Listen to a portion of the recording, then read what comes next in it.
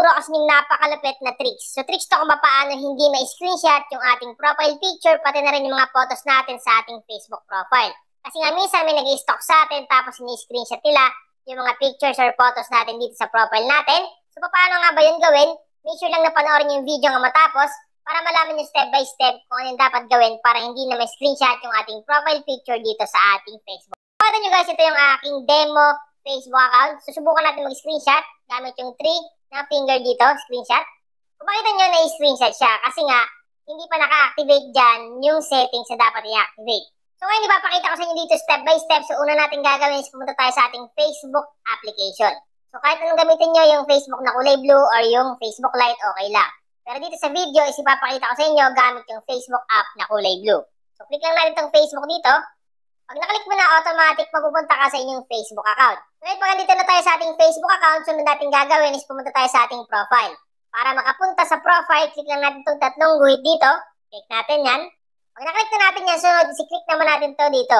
Click natin yan. Automatic makikita natin dito yung ating profile. At makikita mo dyan yung mga photos once na friends mo yung in-stock mo. Ngayon halimbawa, in-screenshot nila yung ating profile. Gusto nila i-screenshot yung mga photos natin or yung mismong profile picture natin. Once in-screenshot nila yan, automatic may screenshot nila. Ngayon halimbawa, gusto mo hindi na may screenshot ng kahit sino man, kahit mga friends mo pa, ito yung gagawin mo. So click mo lang itong 3 dots dito. Yung 3 dots dyan, click mo lang. Then, hanapin mo lang dito yung lock profile. So, itong lock profile, hindi lang pang-lock ng profile natin.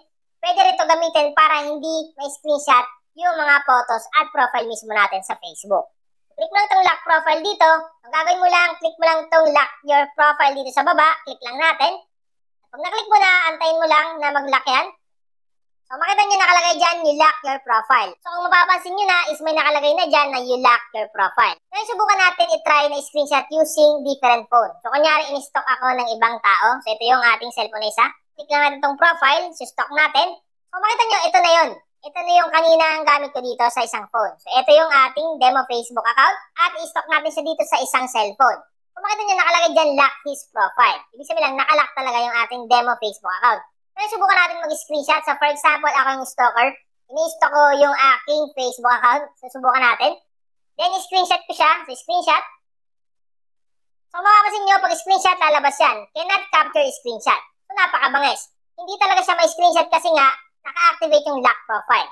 So, kahit ulit-ulitin mo yan, i-screenshot, hindi talaga may screenshot yan. Ngayon, subukan naman natin i-unlock yung profile. At titingnan natin kung may screenshot na siya. Click lang natin to. Click natin tong unlock dito. Click unlock. At click unlock profile. At antayin natin na ma-unlock yung profile dito. So yan, you unlock your profile. So na-unlock na. Ngayon try natin i-refresh. Refresh. At na-refresh na natin at nawala na yung lock dito. So ibig sabihin lang na-unlock na yung profile. Ngayon try natin mag-screenshot. Screenshot.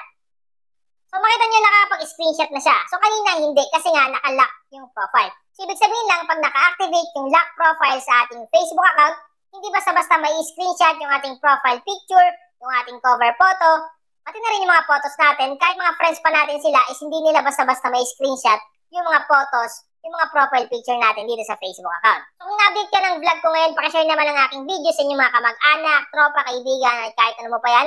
I-share mo din sa kanila para malaman din nila yung tungkol dito sa may Facebook account para hindi may screenshot yung mga profile picture, yung mga photos natin sa ating Facebook profile.